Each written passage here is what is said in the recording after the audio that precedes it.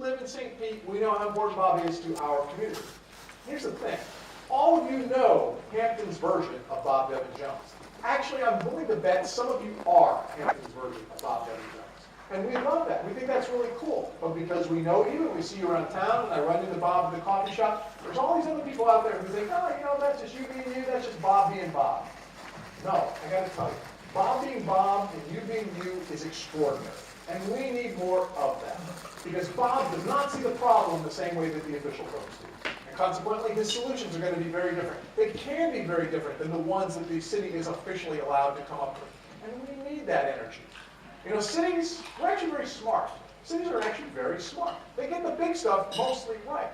The real opportunity lies in this little stuff. The kind of stuff that percolates from the ground up, for folks like you who decide they want to get in the game and be part of that process as well. That's when things get really, really interesting. This is Candy Chang. She's an artist from New Orleans, and after Hurricane Katrina, she did a number of amazing projects. But I think my favorite is probably the simplest one that she did. She made this stencil that says, "It's good to be here," right? And she used spray chalk, not spray paint, and she started spray chalking that message all over New Orleans. Now think about that message. It's good to be here in the context of New Orleans, a city that people thought they had lost. It's like, wow, it is good to be here. And when folks started seeing that message over and over and over again, that is powerful. That is incredibly reinforcing. You know, cities will spend money on internal branding campaigns and self-confidence campaigns, and that's good. That's money well spent. But sometimes you get lucky. Along comes somebody in a really simple and eloquent way, does something so beautiful you could almost weep. It's good to be here. And what did that cost? Maybe 50 bucks. A stencil, a can of spray chalk. You know, the city probably can't even open up a computer file on a project for $50, let alone actually delivering something. And that's fine.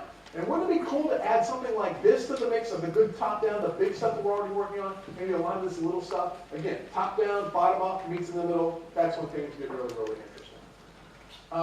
This last one I want to show you is kind of fun. It's definitely a little surprising and delightful. It's a little anarchic because I don't think anybody ever gets permission to do this. Permission's a bit overrated as well. But check this out. Okay. Wow. Okay.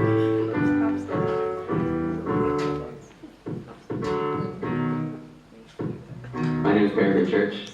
I make things that make the world a more interesting place, like a rainwork.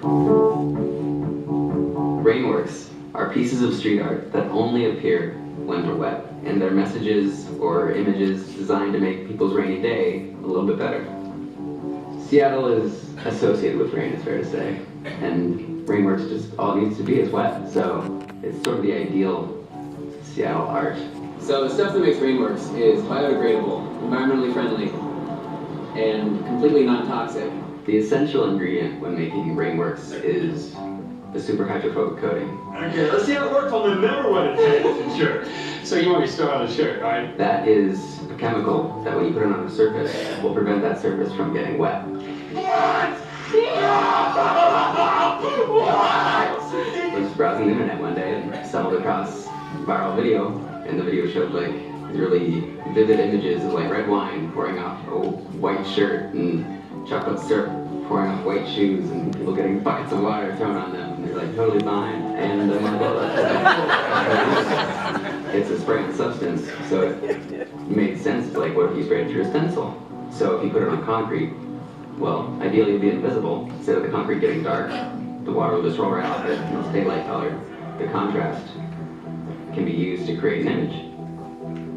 The very first one I did said "Stay dry out there," and had a bunch of raindrops falling. It was on a bus stop. And now there's about 25 to 30 Rainworks out there.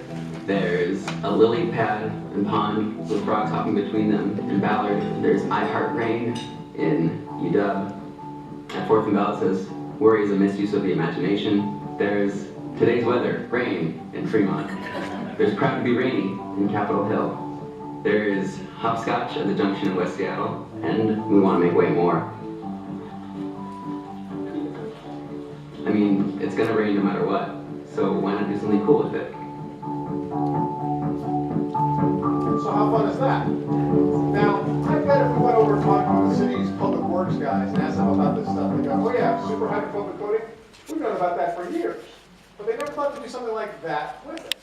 And that is sort of the genius that citizens, these co-creators, people who love their community, bring to the table. They don't look at the problem the same way. They don't even look at the resources in the same way. And we need that. You know, folks like Bob Devin, Candy, Peregrine, folks like you are like the spice in what makes a great dish. You don't have to have a lot of spice to make for a flavorful dish, but you better have some, otherwise it's going to be a bland dish, right? Well, every community needs some spicy people as well. I suspect we have some spicy people here tonight, and that's a good thing there. Because again, there's the kind of citizens who don't necessarily see the problem in the same way, and are going to come up with some very different solutions. You know, most of our fellow citizens believe city building, city making is somebody else's job. I think it's the mayor and the city manager and council and folks like that. Because they think city building is all big stuff. It's roads and bridges and schools, and they look at that and go, you know, I can't do any of that. And consequently, they sit back and they wait for somebody else to make the city better for them. Well, as hardworking as, you know, these official folks are, that can still be a long wait because there's a lot of stuff that has to be done, right?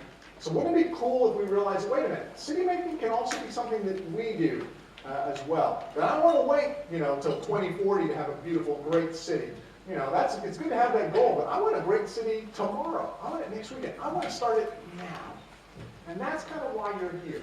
We're going to talk about the 2040 stuff, but I hope while we're talking about that, you guys are thinking about, is there something that I can do? Something, you look around the table, is there something we can do together? And the answer is yes. Because again, city making is not just the big stuff. It can be a little community garden, a little, you know, dog park, a weirdo backyard festival that involves you, me, and our crazy neighbor that we do for no other reason than it amuses us. That is city building, and that has value. You know, there's not a parity of power in all of this, right? Again, the city's got all the power, they can do the big stuff. But there has to be a parity of caring. We all have to kind of give a damn in order for this to work. And I think you guys are here tonight because clearly you do care about this place. And you want to ask that question, hey, what can we do? What can I do?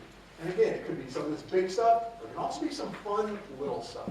And I hope you guys remember that as you're going through this process. Find your fun. Start small. Start temporary. These little things that maybe go into something much more significant over time. That, I think, is the genius that we, as the people who show up to events like this, can actually bring to this process.